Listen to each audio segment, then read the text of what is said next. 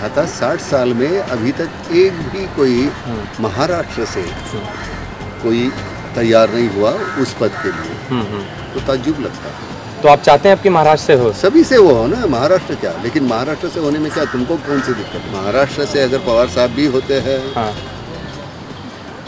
तो मुझे क्यों ऐतराज हो ना? राम कदम हा काहीतरी असं करत असतो, लहान मुलांना कुठं कुठं फिरून आणतो, हेलिकॉप्टरमधून फिरून आणतो, वयोवृद्ध लोकांना काशीला नेऊन आणतो आणि ह्या गोष्टीचा कुठे जास्त बबराव होत नाही, बोंबाबोंब करत नाही आणि ते जास्त बरं वाटतं. माणसं छानपैकी आशीर्वाद देतात. मला ह्या मुलांना कधी भेटायला मिळालं असतं? मला म्हणत होता की तुला नाना इतका वेळ थांबावं लागलं. म्हटलं अरे मला त्यातून मिळालेलं समाधान हे मला जास्त छान आहे. काय अर्धा तासाने काय फरक पडतो?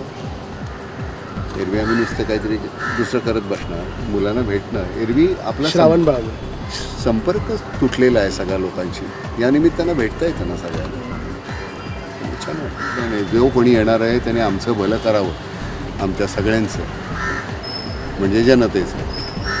आम्ही तुम्हाला अतिशय विश्वासानं निवडून देतो आणि जर तुम्ही आमचं वाटोळं करणार असाल तर कसं चालेल?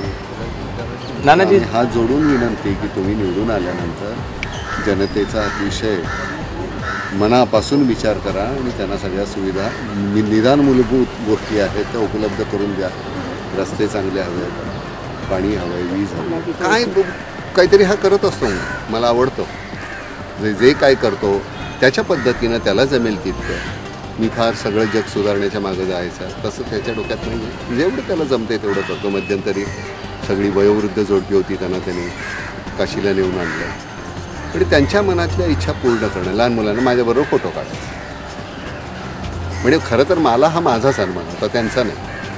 किती बरं वाटतं की हे पुन्हा आपल्याला खरंच आपली लायकी आहे का एवढी, असे मला प्रश्न पडतात. असं काहीतरी श्रावणबाळ ही संकल्पना त्याच्या मनामधली की लहान मुलांनी उठल्यानंतर आईवडिलांना नमस्कार करणं, आईवडिलांचे शब्द पाळणं. तर त्या ज्या पद्धतीनं ते राबवतोय, सगळी मुलं फार इतकी गोड आहेत आणि नुसतं ते नारे लागवतात तशासाठी नाही आहे, मनापासून ती मुलं करतायत. आणि हे कदाचित मलासुद्धा अजून आईला नमस्कार केल्याशिवाय माझा दिवस सुरू होत नाही. देव काय आपण पाहिलेला नाही. त्यामुळे आपल्याला ही जिवंत जी मूर्त्या आहेत ते आईवडील त्यांना नमस्कार करणं आणि त्यांची पूजा करणं याच्यासारखं मोठं आनंद नाही आहे. तुझ्या समोरच्या बिल्डिंगचा रंग तुला माहिती नसतो कारण ती रोज पाहत असते, त्यामुळे तर आपल्याला ते आठवत नाही. शेजाऱ्याकडे मयत झालं तरी आपल्याकडचं बारसं चालूच असतं. त्यामुळे गंमत काय शेजार संपलेला आहे. आपण काय कॉन्क्रीटच्या पिंजऱ्यामध्ये राहायला लागल्यामुळे एकमेकाबद्दलचा जो आदर होता, प्रेम होता, आस्था होती, एक वाटी तिकडनं इकडे यायची, शिजल्यानंतर इकडनं तिकडे जायची, ते गेलं, सगळं संपलं. आणि ते का कोण जाणे.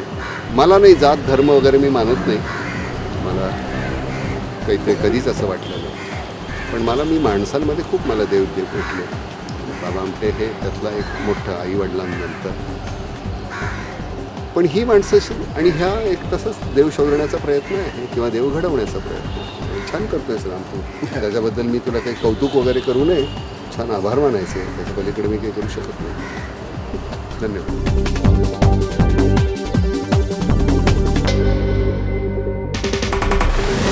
आपल्या आईवडिलांचा सन्मान करावा. सकाळी उठल्याच्या नंतर त्यांच्या दररोज नियमितपणे पाया पडून त्यांचा आदर करावा. आईवडिलांनी सांगितलेलं काम श्रावणबाळाप्रमाणे त्यांची आज्ञेचं पालन करावं.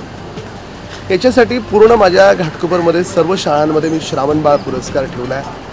आणि त्यातली जी मुलं दररोज सकाळी उठल्यावर आईवडिलांच्या पाया पडतात, आईवडिलांचं ऐकतात, आईवडिलांनी सांगितलं अभ्यासाला बसतात, आईवडिलांनी सांगितलं त्यांच्या परवानगीशिवाय TV बघत नाहीत, खेळायला जात नाहीत, म्हणजे एकंदरीतपणे प्रत्येक गोष्टीमध्ये आईवडील हेच माझे परमेश्वर आहेत असा संस्कार या लहान मुलांमध्ये रुजवण्याचा मी प्रयत्न करतो आहे. आणि अशी जी चांगली होतकरू लहान मुलं आहेत तर त्यांना मी दर आठवड्याला 15 दिवसाला कधी त्यांना हेलिकॉप्टरमध्ये बसवतो, कधी त्यांना बेंटली, रोल्स रॉयस अशा महागड्या गाड्यांमध्ये त्यांना फिरवतो. आज त्यांना मी नाना पाटेकरांकडे घेऊन आलो होतो कारण नाना पाटेकर हे चित्रपटसृष्टीतलं फार मोठं नाव आहे. आणि कदाचित अनेक लोकांना माहीत नसेल की नाना पाटेकर त्यांच्या आईची जी सेवा करतात. खरंच प्रत्येक मराठी माणसाला किंवा प्रत्येक सुपुत्राला त्यांचा अभिमान वाटला पाहिजे अशा प्रकारे याही वयात इतका मोठा माणूस आपल्या आईची सेवा करतो. तर मी त्या सगळ्या लहान मुलांना ते दाखवण्याचा कुठेतरी एक प्रयत्न केला आणि ती सगळी लहान मुलं आज नानांना भेटली, त्यांच्यासोबत खेळली, त्यांच्यासोबत फोटो काढले. कुठेतरी त्या लहान मुलांना देखील प्रोत्साहन मिळावं की आपण करतो आहोत, आपण दररोज सकाळी उठल्यावर आईबाबांचं ऐकतो, आईबाबांनी सांगितलं अभ्यासाला बसतो, आईबाबांच्या पाया पडतो. तर त्यांचं कुठेतरी कौतुक करण्याचा हा प्रयत्न आहे, त्याच्यातून संस्कार रुजवण्याचा हा प्रयत्न. श्रावणबाळ पुरस्काराचा आणि राजकारणाचा काहीही संबंध नाही आणि नाना माझे आधीपासून जुने मित्र आहेत. माझ्या प्रत्येक वेळेस दहीहंडीला ते आवर्जून येत असतात. माझ्यासाठी नाना पाटेकर एक मोठा भाऊ अशी एक वेगळं नातं आमचं आहे आणि एका मोठ्या भावाच्या घरी एक लहान भाऊ आला होता एवढंच मी म्हणेन. आणि सगळ्या माझ्या घाटकोपरच्या महानगरपालिकेच्या शाळेतली सगळी लहान लहान गरीब घरची मुलं सगळी ती आली होती. याचा राजकारणाशी काही संबंध नाही. माझ्या निवडणुकीला अजून 1 वर्ष बाकी आहे आणि हा पुरस्कार याची सुरुवात शाहरुख खान यांनी केली होती आणि त्याला जवळजवळ आता वर्ष झालं आणि वर्षभर सातत्यानं माझं असं सगळं सुरू आहे. त्याच्यामुळे मला असं वाटतं हा मुलांच्यामध्ये कुठेतरी संस्कार देण्याचा प्रयत्न आहे. त्यांनी दररोज आईवडिलांची सेवा केली पाहिजे, आईवडिलांच्या पाया पडलं पाहिजे, आईवडिलांचं ऐकलं पाहिजे.